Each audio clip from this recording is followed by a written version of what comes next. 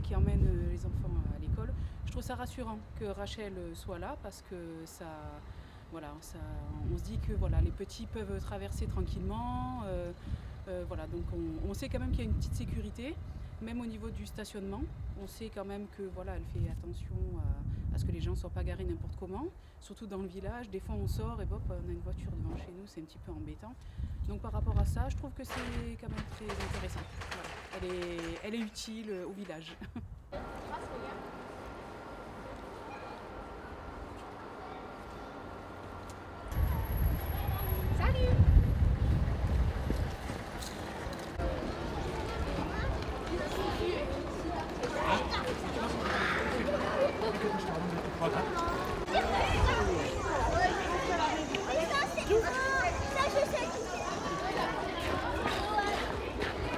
Ouais, bah.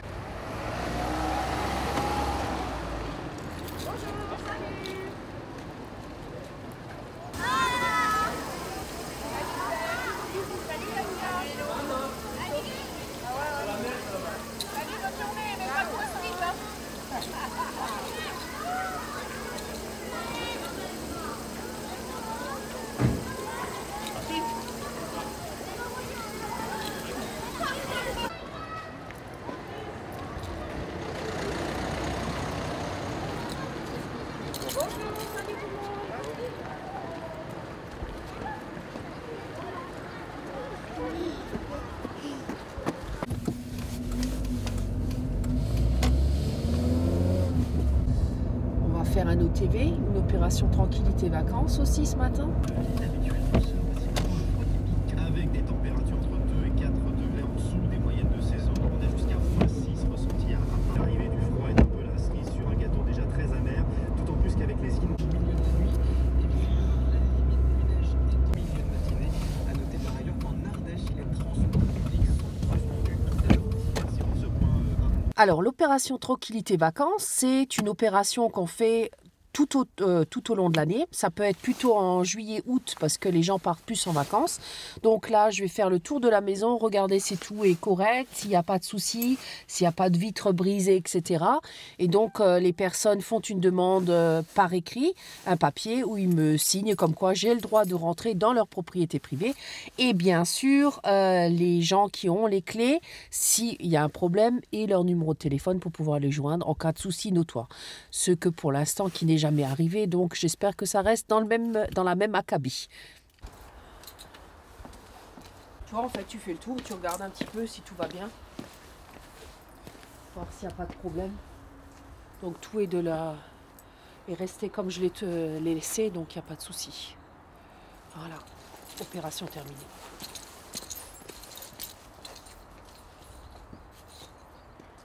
Alors donc une intervention aussi réussie, il y a une personne qui avait stationné son véhicule de façon abusive, donc plus de 7 jours sur le parking donc public. La personne a enlevé le véhicule et l'a mis sur son stationnement privé. Voilà, distribution de courriers aussi qui sont faites du conseil municipal et de certaines commissions. Voilà, aussi une partie de mon travail qui est méconnue. Alors, je vous explique, ici c'est le chemin de l'école où les gamins ils vont à la cantine au périscolaire. La voiture qui est stationnée là, le stationnement n'a pas lieu d'être. Nous avons un parking là, nous avons un parking plus bas et on a encore un parking à la salle au foyer. Donc là, c'est pas la peine de stationner, on fait un petit effort, on marche un petit peu et on n'embête pas tout le monde. Voilà. Donc là, je fais mon listing. Pour l'instant, il reçoit un avertissement quand c'est la première fois et la deuxième fois, il recevra 135 €. C'est le tarif quand on est stationné sur le trottoir.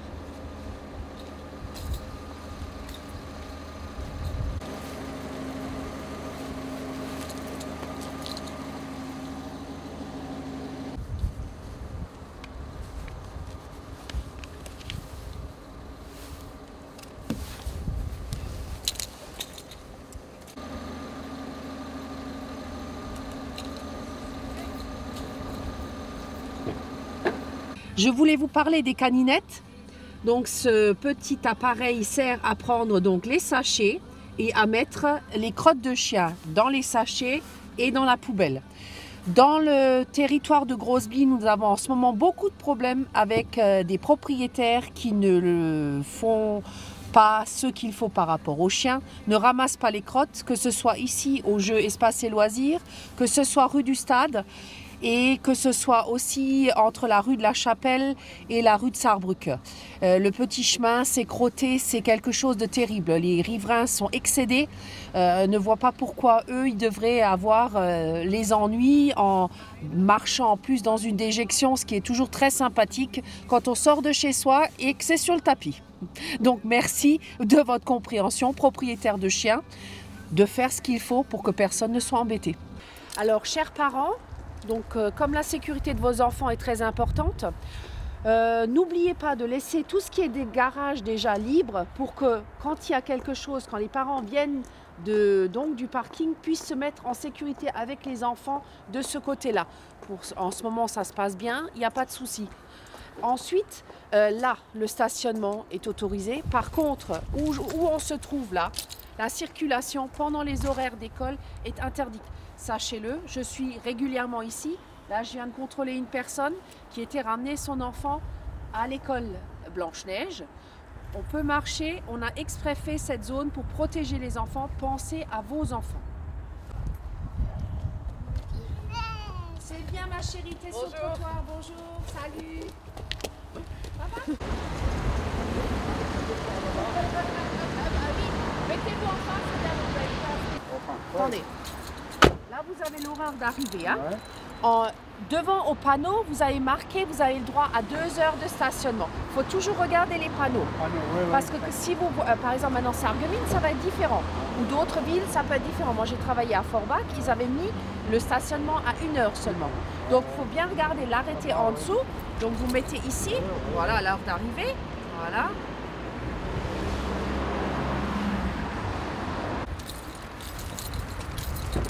Bonjour. Vous avez pensé à mettre votre disque, monsieur?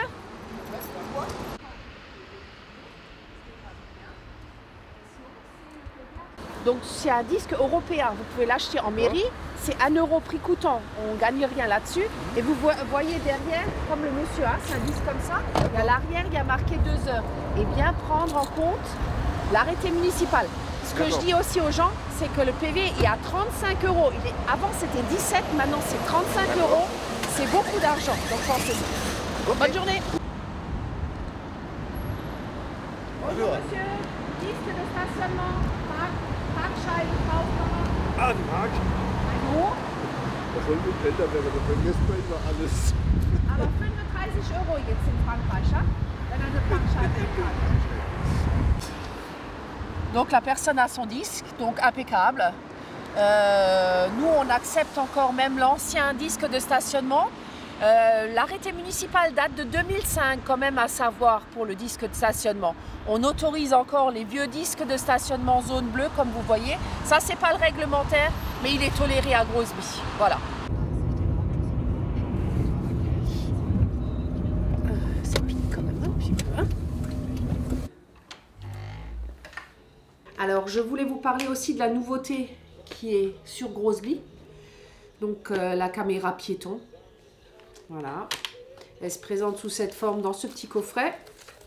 Donc, avec tous les ustensiles nécessaires, autant bien le chargeur que les batteries et les câbles. Donc, ici, en fait, on appuie quand on part en mission.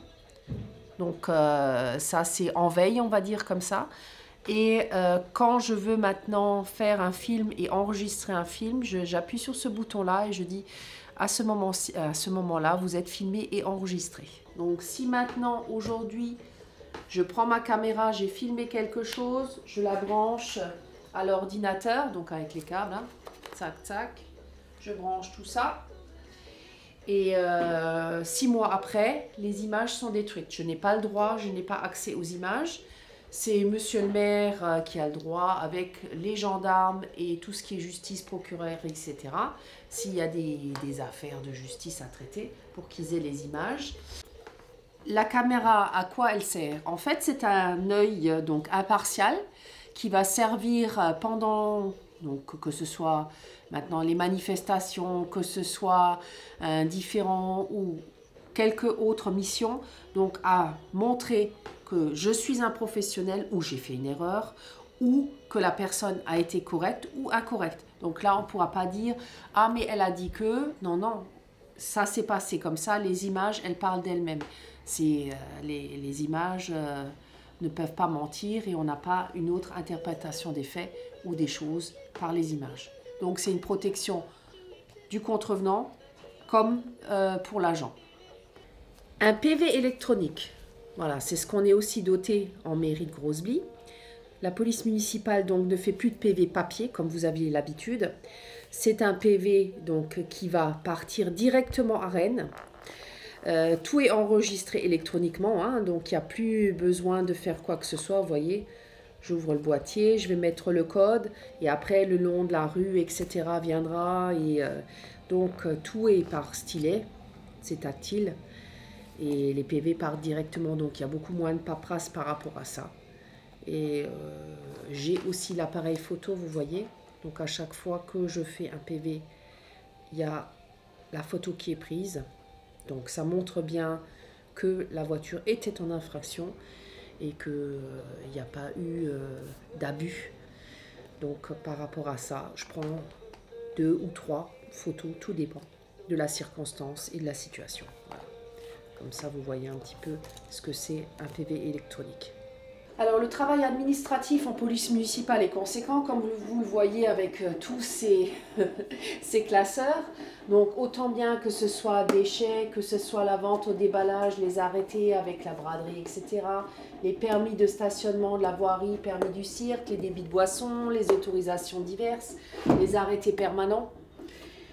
Donc ça veut dire par exemple maintenant les arrêtés de panneaux, on a fait un arrêté complet sur toutes les rues de la ville de Groesbeek par exemple, avec tous les panneaux, tout ce qui est cérémonie en fait, mise en place donc au départ, donc faire l'arrêté, voir si les panneaux sont en place, rester sur place pour éviter le stationnement avant les cérémonies, faire le défilé, prendre contact avec les gendarmes qui m'aident aussi beaucoup, dès qu'ils peuvent, ils sont toujours là.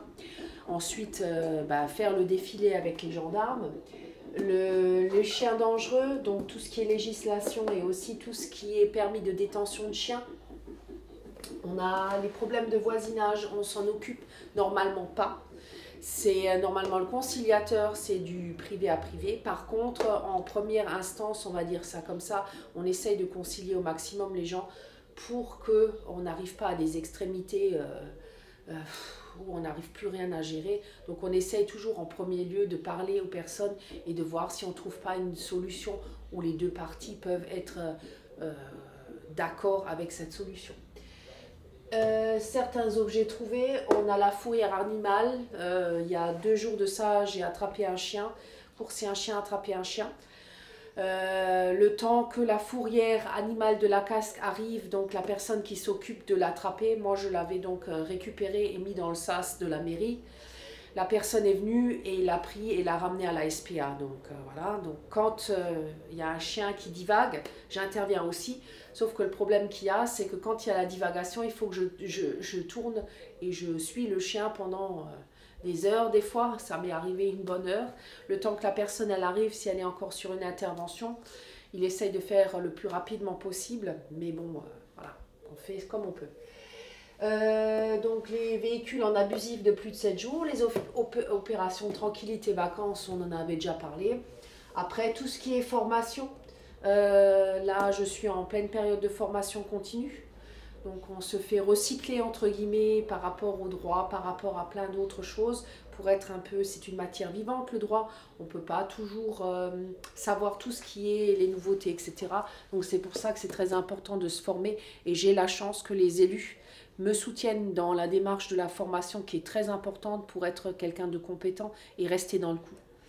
Ensuite, il y a tout ce qui est courrier, le véhicule, donc bien sûr avec mon collègue du service technique hein, qui m'aide par rapport à ça. L'habillement aussi, par rapport aux élus qui m'octroient ou pas, mais ils ont toujours que je sois bien habillée, correctement habillée. Après, tout ce qui est congé et puis les avertissements que je mets, que vous avez vus récemment. Voilà.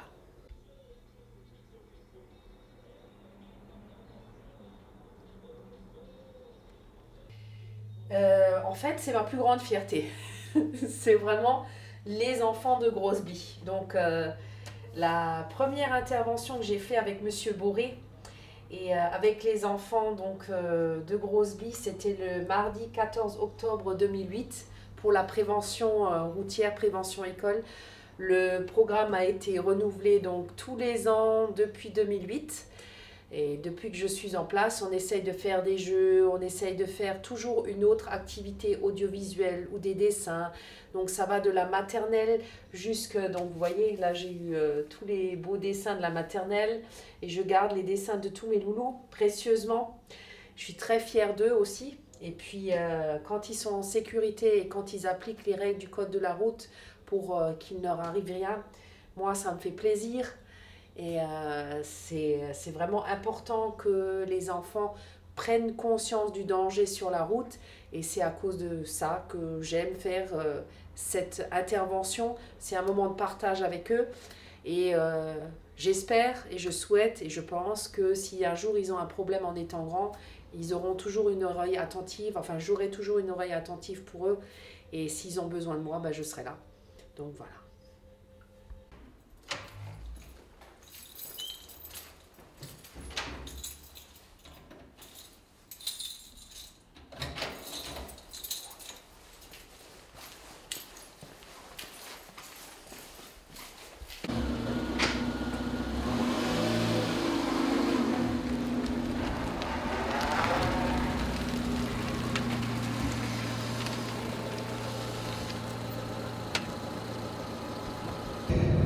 Nous allons nous rendre donc dans une partie de la forêt de Grosby, au Brandonbush, où on va vérifier si les propriétaires de chiens tiennent bien les chiens à la laisse. Petits ou grands, c'est pas le souci. Le problème, c'est que on doit se conformer à la législation. Et nous avons sur toute la commune de Grosby un arrêté municipal où les chiens sont obligatoirement en laisse et on ramasse bien sûr les déjections canines.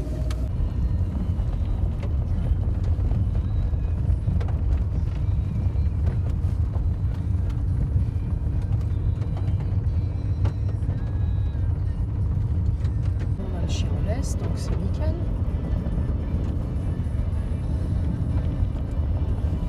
Merci, bonjour.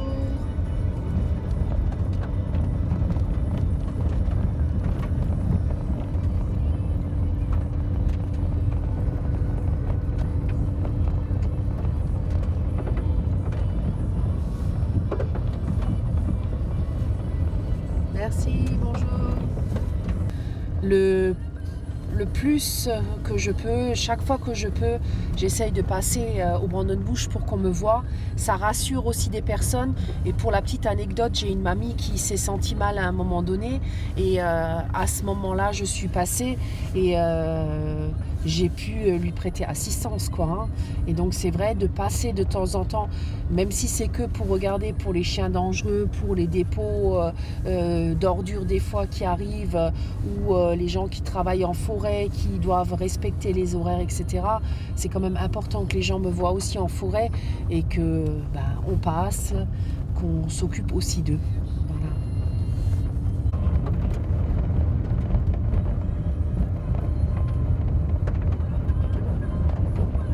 Et en même temps, on va regarder si entre les deux douanes, il n'y a pas des troncs ou des arbres qui se sont affaissés ou qui sont tombés un petit peu. Parce que des fois, on a des glissements d'arbres. Et ça, il faut le signaler pour qu'il n'y ait pas de nuisance sur la chaussée, qu'un arbre ne tombe pas ou ne dévale pas sur la chaussée. En même temps, on va regarder ça. Coup d'œil aussi à l'étang, si tout va bien, en passant toujours.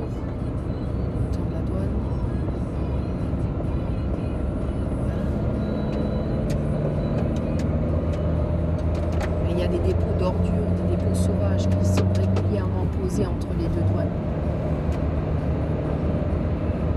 Alors j'espère que c'est pas le cas. Vous voyez les arbres là, comme ça descend, là il faut faire attention.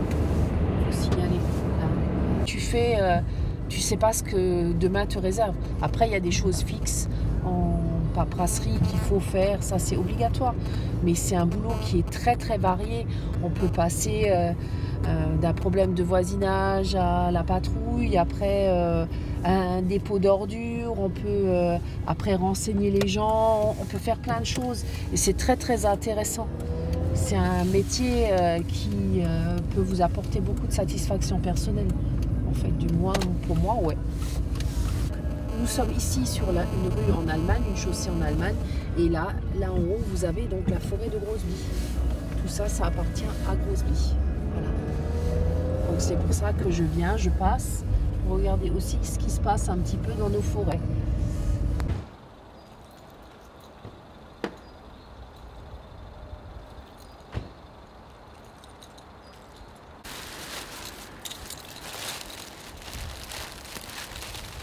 Regardez-moi ça. Du béton, de la tapisserie. Voilà. C'est là qui a fait de la rénovation, quoi. Voilà. Il s'est débarrassé de...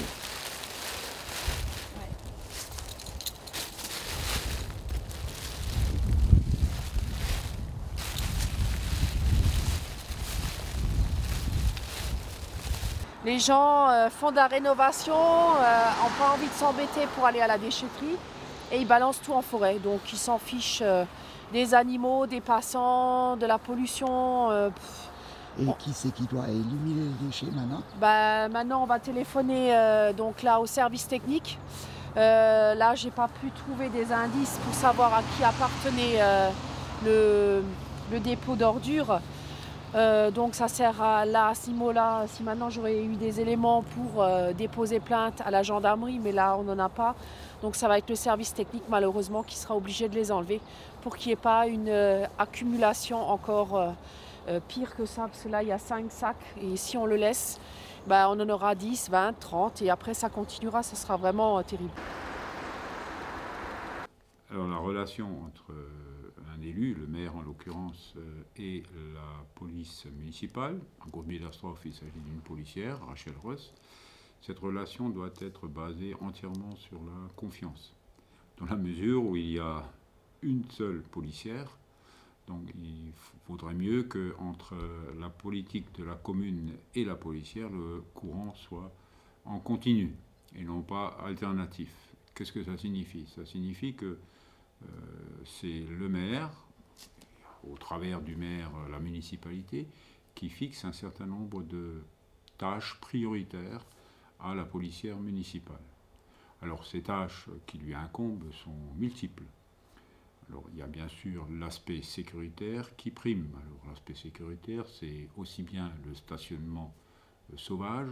Alors pourquoi est-ce qu'on est obligé de réprimer le stationnement sauvage? Parce que ça crée une gêne et un danger pour, par exemple, les piétons ou pour d'autres usagers de la route.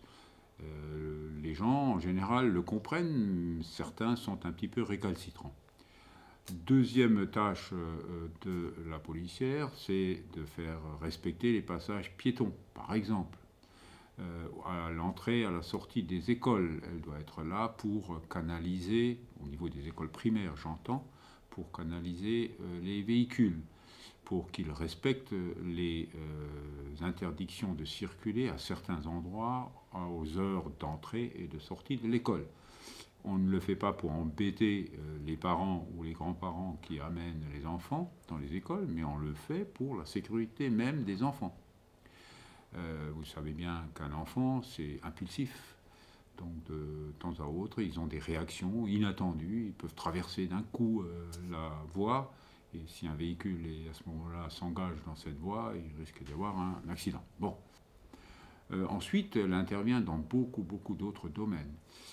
C'est le respect de l'environnement. Elle doit constater que lorsqu'il y a des dépôts sauvages, par exemple, soit sur la voirie, soit dans les entrées de forêt, soit des gens qui laissent traîner leurs bacs d'ordures ménagères sur les trottoirs, que ça gêne aussi la circulation des piétons. Donc c'est cette tâche-là qui lui incombe lorsqu'elle circule dans la commune. Ensuite, nous pouvons lui demander d'aller constater des infractions. Alors avec son appareil photo, elle va prendre des photos pour pouvoir dresser derrière un procès verbal et éventuellement déposer une plainte si la personne ne remédie pas à la situation. Ça peut être tout simplement des haies qui débordent sur le domaine public, ça peut être un dépôt sauvage sur un trottoir devant la maison d'une personne. Enfin, bref, des situations multiples. Ça peut aussi être au niveau de l'urbanisme, des gens qui construisent sans autorisation, sans permis parfois. Hein, ça va jusque-là. Elle a aussi des tâches pour accompagner les différentes manifestations communales, alors qu'elles soient strictement organisées par la commune ou par des associations qui nous demandent le soutien de la policière pour veiller au bon déroulement de la manifestation. Vous voyez, donc des tâches tout à fait multiples et qui nécessitent une entente parfaite entre la municipalité et la policière, qu'elle respecte les objectifs qui lui ont été fournis, qu'elle accepte aussi parfois de modifier ses horaires de travail, de venir pendant, je sais pas, un week-end, un samedi ou un dimanche lorsqu'il y a une manifestation. Et il ne faut pas qu'elle rechigne à venir. De toute façon, c'est son travail, mais elle le fait pour l'instant très bien. Nous n'avons rien à redire. Par contre, ce qui s'est passé depuis quelque temps, mais ce n'est pas propre à Groß-Billersdorf, l'actualité malheureusement nous donne d'autres exemples, c'est l'attitude des administrés. Alors les administrés parfois sont violents vis-à-vis de la policière, violents verbalement, à la limite violence physique. Et pour lui donner un peu plus de sécurité dans son travail, pour la rassurer, nous avons d'un commun accord décidé de la munir d'une caméra. Cette caméra sera utilisée en cas de problème avec l'administré qui est interpellé par la policière. Il sera bien entendu à chaque fois prévenu de la mise en route de cette caméra et son contenu pourra être utilisé par la justice pour apprécier la situation qui est à l'origine du différend entre la policière et l'administré en question. Et c'est aussi une sécurité pour l'administré, puisqu'il pourra par là-même prouver éventuellement que la policière a été agressive ou a tenu des propos peut-être un petit peu déplacés, ce que je ne pense pas, mais bon. Donc c'est une garantie dans les deux sens, aussi bien pour la policière que pour l'administré. Bon, plus pour la policière parce que c'est elle qui est le plus souvent victime d'agressions et de plus en plus fréquentes ces agressions. C'est ce qui nous a poussé à l'équiper de cette caméra, mais vous avez pu constater là aussi dans la presse que cet équipement est adopté de plus en plus par des municipalités voisines, voire par la police allemande qui commence à équiper ses effectifs de ce dispositif. Voilà, donc on peut être content à Groesby d'avoir une policière. Ça pourrait être un policier, mais enfin une police municipale. J'entends mes collègues dans les communes de Sarreguemines campagne, qui n'ont pas de police municipale, qui nous envient. Mais c'est un choix que nous avons fait. Mes prédécesseurs avaient déjà fait ce choix. Dans le temps, c'était Jean-Claude Schubert, le pionnier de ces policiers municipaux. Et nous ne pouvons que nous en féliciter.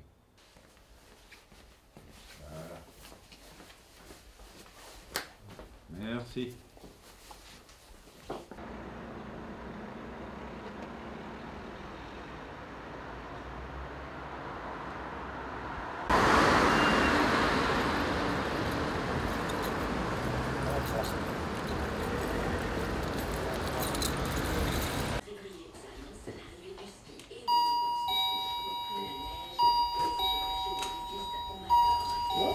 Bonjour Alexandre, Ça va? ça va et vous? Toujours très bien, merci. Que puis-je faire? Je voulais savoir s'il y avait quelque chose de neuf.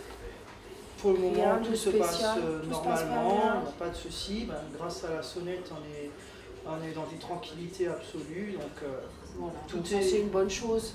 Voilà. On avait bien conversé par rapport à ça et puis c'est vrai que pour les commerçants ça vous fait un bien de pouvoir filtrer en fait les gens Tout qui à fait. viennent et c'est malheureusement passent. devenu une nécessité aujourd'hui. Ouais. avec tous les soucis qu'on peut avoir. Mais depuis le système, la mise en place, c'est la tranquillité pour tout le monde. Donc voici l'affiche qui vient de sortir de l'impression. Ouais. Donc on a réussi à tout y placer. Donc la date qui est retenue le dimanche 24 juin. Ouais. Nos partenaires, par exemple la fine fleur du village. Et donc le festival de la locomotion qui est validé par le record Grosse-Villers-Troph. Ok, bah, je fais comme d'habitude. Déjà, je préviens les élus. Tout à fait. Hein, de toute façon, le record, il est déjà prévenu de toute Absolument, façon. c'est pour donner l'autorisation. Après, on va faire peut-être encore le débit de boisson comme on fait d'habitude. Tout à fait, les réglementations. Voilà. Hein. des Et puis, licences. s'il y a encore quelque chose à faire, point de vue des législations, si ça a changé ou pas, je regarderai. Et puis, Voilà. je vous tiens au courant. Merci beaucoup en tout cas. Je vous souhaite encore une bonne journée. Bonne journée. Merci, au Au revoir. revoir. D'accord. Donc malheureusement aujourd'hui, c'est vrai que la sécurité, c'est un sujet prédominant dans notre métier, puisqu'on est en contact du public. Et effectivement, Grosse-Villers-Troph est un axe de passage qui nous emmène vers la frontière allemande, et malheureusement fréquenté par des personnes qui ne sont pas forcément dans un bon esprit ou de bonnes idées, et justement qui profitent de ce passage de la frontière pour commettre des délits, des vols, et on n'en est pas épargné. Donc effectivement, avec donc Rachel, Madame Rose de la police municipale, donc effectivement a été mise en place certaines surveillances, donc notamment les rondes, les visites, pour justement montrer la présence de la police sur le terrain, conjointement aussi à la gendarmerie qui fait pas mal de passages, et cela donc déjà dissuade. Ensuite a été mise en place entre commerçants, et ça je ne suis pas le seul, avec la fameuse sonnette. Donc évidemment certains clients sont encore surpris aujourd'hui de devoir sonner avant de pouvoir rentrer, mais c'est aujourd'hui une nécessité pour filtrer. Encore une fois, ça dissuade, puisque les personnes qui commettent ces délits ne veulent pas de frein à leurs méfaits. Et aujourd'hui, c'est une bonne solution à ce problème au niveau de la filtration. Donc aujourd'hui, oui, on peut dire qu'on se sent en sécurité, puisque verrouillé dans le magasin, on se protège, mais on protège aussi nos clients, qui laissent généralement leurs affaires. Quand on a fait les examens de vue, etc., on n'est pas forcément en espace de vente à ce moment-là. Fort qu'aujourd'hui on est dans une équipe de 3 personnes, donc ça permet déjà de montrer une présence, mais ce n'est plus le cas au début, quand on avait commencé à 5 ans, j'étais tout seul.